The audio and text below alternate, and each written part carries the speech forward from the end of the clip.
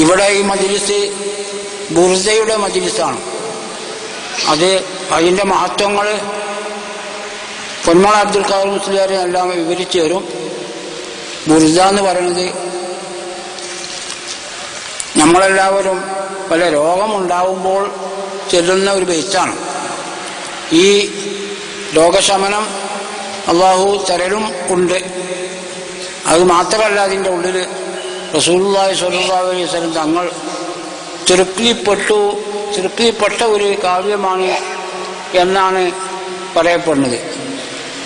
വമബ്ലഗുൽ ഇൽമി ഫീഹി അന്നഹു ബശറുൻ.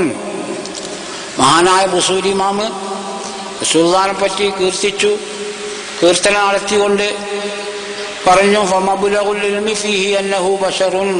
റസൂലുള്ളാഹിനെ പറ്റി പറയാൻ തങ്ങളൊരു നല്ല മനുഷ്യനാണ്, സാധാരണ മനുഷ്യനല്ല എന്നിങ്ങനെ പറഞ്ഞു വെച്ചു. അപ്പൊ റസൂൽ തന്നെ പറഞ്ഞു കൊടുത്തു എന്നാ പറയണത്.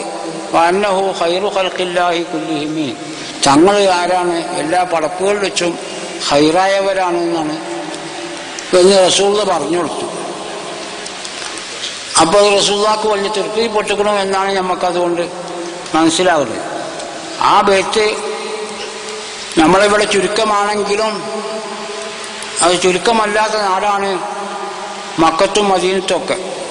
അവിടെയൊക്കെ എല്ലാ മുഅ്മിനീങ്ങളും വളരെ ആഹ്ലാദത്തോടുകൂടെ സന്തോഷത്തോടുകൂടെ വലിയ തൃപ്തിയിൽ വളരെയധികം അന്നദാനങ്ങൾ, നല്ല ഭക്ഷണങ്ങൾ ഉണ്ടാക്കിക്കൊണ്ട് ഒരുപാട് ആളെ ക്ഷണിച്ചുകൊണ്ട് ഒരു വലിയ ആവേശത്തോടുകൂടെ നടത്തുന്ന ഒരു കാര്യമാണ് ബുർദ എന്ന് പറയുന്നത്. അപ്പം അത് നമ്മളിലും നമ്മുടെ നാടുകളിലും നമ്മളെ പള്ളികളിലും നമ്മളെ പുരകളിലും അത് നടപ്പാക്കാൻ വേണ്ടിയിട്ടാണ്, ആവണം. അതിന് വേണ്ടിയിട്ടാണ് നമ്മൾ ഒരുമിച്ച് കൂട്ടിയിരിക്കുന്നത്. ഉറപ്പുറപ്പിങ്ങളെ നമ്മൾക്ക് യാതൊരു രക്ഷയില്ല. റസൂലുള്ളാഹിനെ പിന്തുടരല്ലാതെ യാതൊരു രക്ഷയില്ല. ലം യകും ഫീ മആദി ആഖിദൻ ബിയദി ഫളലം വഇല്ലാ ഫഖുൽ യാ സല്ലത്തൽ ഖദമി. തങ്ങള് നമ്മളെ പിടിച്ചിട്ടില്ലെങ്കിൽ, സഹായിച്ചിട്ടില്ലെങ്കിൽ വല്ലാത്ത ബേജാറാണ്. പക്ഷേ മഹാൻ പറയാണ്, ഹസാഹു അൻ യഹ്രിമ റാജി മകാലിമഹു ഔ യർജിഅൽ ജാറു മിൻഹു ഗൈറ മുഹ്തറമി.